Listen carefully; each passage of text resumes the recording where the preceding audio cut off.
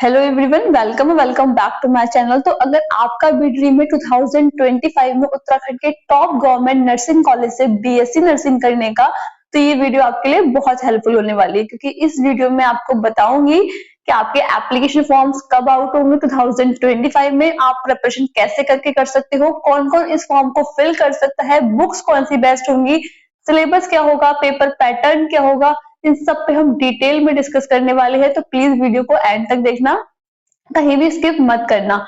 और हाँ, अगर चैनल पे नए हो तो इसको सब्सक्राइब करके बेल आइकन को प्रेस कर देना, क्योंकि लास्ट ईयर भी बहुत सारे स्टूडेंट ऐसे हैं जिन्होंने इस चैनल के थ्रू अपनी प्रिपरेशन करी थी, यहाँ से उन्होंने गाइडेंस ली थी, उनका सिलेक्शन भी हुआ है। आप ये जाकर के कम्युनिटी पोस्ट वाले सेक्शन में चेक कर सकते हो, बहुत सारे स्टूडेंट्स हैं जिनके नाम, उनकी फोटो, उनकी रैंक और उनके रोल नंबर के साथ में मैंने वहां पे अपलोड करी है, ठीक है। और 2025 में मैं बहुत सारा कंटेंट अपलोड करने वाली हूँ जो आपकी हेल्प करेगा इस एग्जाम को अच्छी रैंक के साथ में क्लियर करने में। तो अगर आप भी चाहते हो प्रिपरेशन करना मेरे साथ, तो प्लीज इस चैनल पे बने रहना। तो आइए दोस्तों, स्टार्ट करते हैं वीडियो। सबसे पहले मैं आपको बता दूं, जो भी मैं यहाँ पे डिस्कस करूंगी वो आपके 2024 का ब्रोचर था, ऑफिशियल ब्रोचर, उसके बिहाफ पे करूंगी, ठीक है। तो आप देख सकते हो, अगर आपको नहीं पता है, कोई ऐसे स्टूडेंट है तो मैं उनको बता दूं कि आपका जो उत्तराखंड में BSc nursing, ANM, GNM, paramedical के एग्जाम्स होते हैं वो आपकी HNBUMU यूनिवर्सिटी कंडक्ट कराती है, यानी कि हेमवती नंदन बहुगुणा मेडिकल यूनिवर्सिटी आपके उत्तराखंड में मेडिकल यूनिवर्सिटी है, ये सारे एग्जाम्स को कंडक्ट कराती है, ठीक है। आपके यहाँ पे देख सकते हो ऑफिशियल वेबसाइट है www.hnbumu.ac.in, यहाँ पे जाकर के भी आप चेक कर सकते हो कि फॉर्म्स कब आएंगे। बाकी मैं चैनल पे तो आपको अपडेट देती रहूंगी, ठीक है। अब हम कुछ यहाँ पे इंपॉर्टेंट चीजों को डिस्कस कर लेते हैं। सबसे पहला क्वेश्चन जो स्टूडेंट्स का होता है कि फॉर्म कब आएंगे, ठीक है। तो देखो, आपके लास्ट ईयर, उसके लास्ट ईयर हमेशा आपके अप्रैल के लास्ट वीक और मई के पहले हफ्ते में आपके फॉर्म आ जाते हैं, ठीक है। आप देख सकते हो 2024 में भी 30 अप्रैल को फॉर्म आ गए थे और 25 मई तक लास्ट डेट थी, ठीक है। तो आप मान के चल सकते हो 2025 में भी आपके अप्रैल के लास्ट वीक या फिर मई के पहले हफ्ते में आपके फॉर्म आउट हो जाएंगे, ठीक है। वही बात करें एग्जाम की, तो आपका जो एग्जाम है वो आपका हर साल जून के पहले या फिर सेकेंड वीक में एग्जाम भी कंडक्ट हो जाता है। आप देख सकते हो यहाँ पे जो आपका एग्जाम था वो 9 जून को रखा गया था, ठीक है, 2024 में। तो आप मान के चलो कि आपका जून 2025 में भी पहले या दूसरे हफ्ते में एग्जाम हो जाएगा, ठीक है। तो ये तो हो गया आपके कि फॉर्म्स कब आएंगे, एग्जाम कब होगा। तब आपको आइडिया लग गया होगा कि आपके पास में कितना कम टाइम है प्रिपरेशन करने का, ठीक है। तो अगर आपने अब तक अपनी प्रिपरेशन को स्टार्ट नहीं करा है तो मेरी आप सबसे यही रिक्वेस्ट है कि बहुत ज्यादा कंपटीशन बढ़ने लगा है, ठीक है। हर एक स्टूडेंट चाहता है कि उसको अच्छे गवर्नमेंट कॉलेज में एडमिशन मिल जाए, तो आप अपनी प्रिपरेशन को आज से ही स्टार्ट कर सकते हो, ठीक है। ये तो हो गया आपको कि फॉर्म कब आएंगे, ये सारी चीजें। अब बात कर लेते हैं कि इन फॉर्म को फिल कौन कौन कर सकता है, ठीक है। सबसे पहले हम कुछ एलिजिबिलिटी क्राइटेरिया देख लेते हैं, उसके बाद में हम सारी चीजों के बारे में बात करेंगे, ठीक है। तो आप यहाँ पे देख सकते हो, जैसे हम यहाँ पे थोड़ा और स्क्रॉल डाउन करते हैं नीचे को, तो आपको यहाँ पे कुछ चीजें देखने को मिलेंगी। सबसे इंपॉर्टेंट आता है, सबसे पहला पॉइंट, कि आपको भारत का नागरिक होना जरूरी है, यानी कि आपके पास में इंडियन सिटीजनशिप होनी चाहिए। सेकंड है एज लिमिट, ये कितनी एज होनी चाहिए। तो अगर आपकी एज कम से कम 17 साल है तो आप इस फॉर्म को फिल कर सकते हो, ठीक है। वही बात करें एजुकेशनल क्वालिफिकेशन की, तो अगर आपने अपने 10th प्लस 12th यानी कि आपके 12th में फिजिक्स, केमिस्ट्री, बायोलॉजी और इंग्लिश जैसा सब्जेक्ट था और वहां पे आपकी 45% मार्क्स के साथ में आप पास हो गए हो, तो आप इस फॉर्म को फिल कर सकते हो, ठीक है।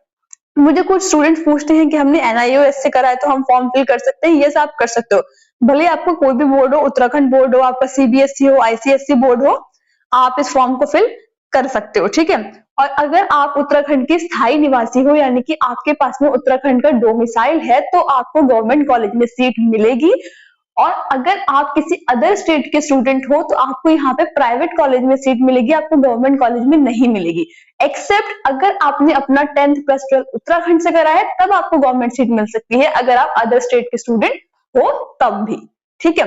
ये पॉइंट आई होप कि आपको क्लियर हो गया होगा, क्योंकि मुझसे ये पॉइंट बहुत ज्यादा बार पूछा गया है, तो मैंने सोचा कि मैं पहले ही वीडियो में इसको यहाँ पे क्लियर कर दूं, ठीक है। अब यहाँ पे बात आती है कि फॉर्म की फीस कितनी होगी, कितने पैसे लगेंगे, फॉर्म के ऑनलाइन फिल होगा, ऑफलाइन फिल होगा, बहुत सारे क्वेश्चंस होते हैं स्टूडेंट्स के, ठीक है। तो देखो सबसे पहले मैं आपको बता दूं कि आपकी जो फॉर्म की फीस है वो 2000 यानी कि 2000 रुपए होती है जनरल कैटेगरी और ओबीसी के लिए, वही आपकी 1500 रुपए होती है SC ST कैटेगरीज के लिए, ठीक है। ये आपकी फॉर्म की फीस है। फॉर्म आपका ऑनलाइन ही फिल होता है, ऑफलाइन फिल नहीं होता है, तो आपको ऑनलाइन जाकर के ही साइबर कैफे में अपने फोन से इस फॉर्म को फिल कर सकते हो, ठीक है। अब बात करें यहाँ पे आपकी कुछ अदर इंपॉर्टेंट थिंग्स की, तो यहाँ पे आप देख सकते हो, देखो यहाँ पे कुछ इंपॉर्टेंट चीजें आपकी और दे रखी हैं जो आपको यहाँ पे पता होनी चाहिए अपने फॉर्म को फिल करने से पहले, ठीक है। क्योंकि एजुकेशन क्वालिफिकेशन तो मैं आपको बता चुकी हूँ, और देखो रिजर्वेशन का आता है, तो रिजर्वेशन जो है आपके उत्तराखंड के स्थायी निवासी जो है वो उनको ही मिलने वाला है। इतना क्लियर हो गया, ठीक है। अगर आपने ओपन बोर्ड से भी अपना 10th+12 कर रखा है तब भी आप फॉर्म को फिल कर सकते हो। यहाँ पे लिखा है 45% अंक के प्राप्त करना अनिवार्य होगा, आप फॉर्म को फिल इजीली कर सकते हो, ठीक है। यहाँ पे आरक्षण संबंधित कुछ जानकारी दी है, तो आप इसको अपना पर्सनली चेक कर सकते हो अगर आपको कुछ यहाँ पे चेक करना है। बाकी जितना इंपॉर्टेंट स्टफ है वो सारा का सारा आपको मैं यहाँ पे बताऊंगी। अब बात करते हैं इसकी सिलेबस की और पेपर पैटर्न की, यानी कि सिलेबस क्या होगा, पेपर पैटर्न क्या होगा।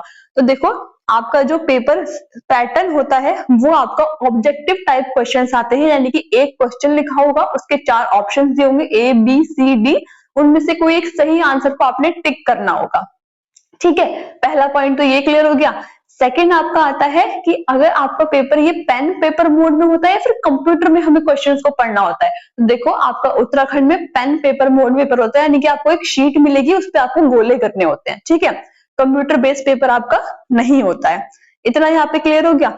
आपके हर एक सही आंसर पे आपको एक मार्क्स मिलेगा, हर एक गलत आंसर पे आपको कोई मार्क्स नहीं मिलेगा, लेकिन यहाँ पे निगेटिव मार्किंग भी नहीं होती है, ठीक है। बच्चों का बहुत बड़ा डाउट रहता है कि निगेटिव मार्किंग है या नहीं है इस पेपर में, तो इस पेपर में निगेटिव मार्किंग नहीं होती है, ठीक है।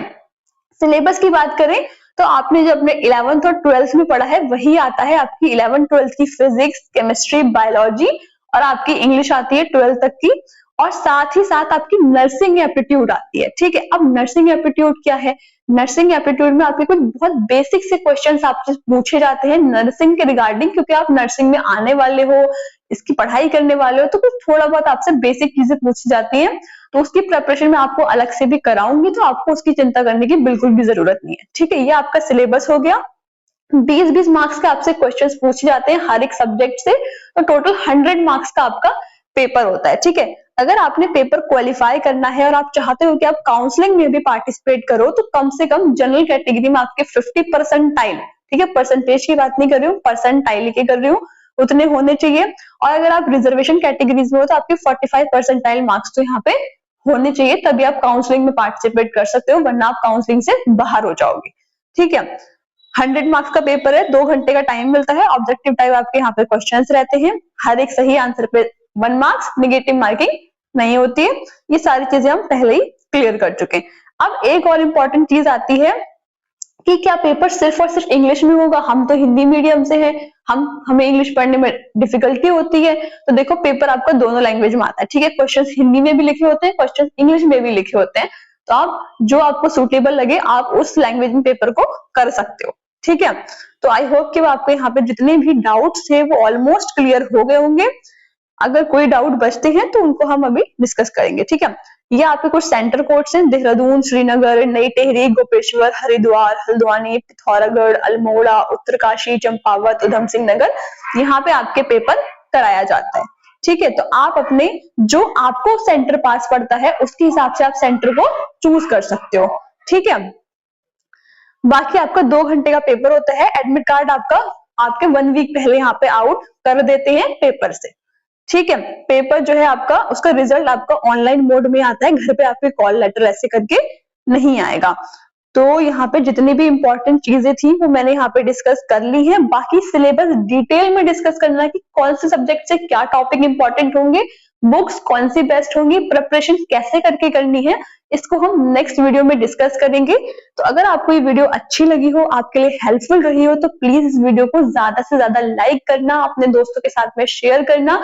और इस चैनल को सब्सक्राइब भी जरूर कर लेना, क्योंकि बहुत सारा ट्रस्ट में कंटेंट आने वाला है। आपके सिलेबस, आपके पेपर पैटर्न, आपकी प्रेपरेशन, इवन मैं आपको प्रेपरेशन भी कुछ इंपॉर्टेंट टॉपिक्स की कराऊंगी।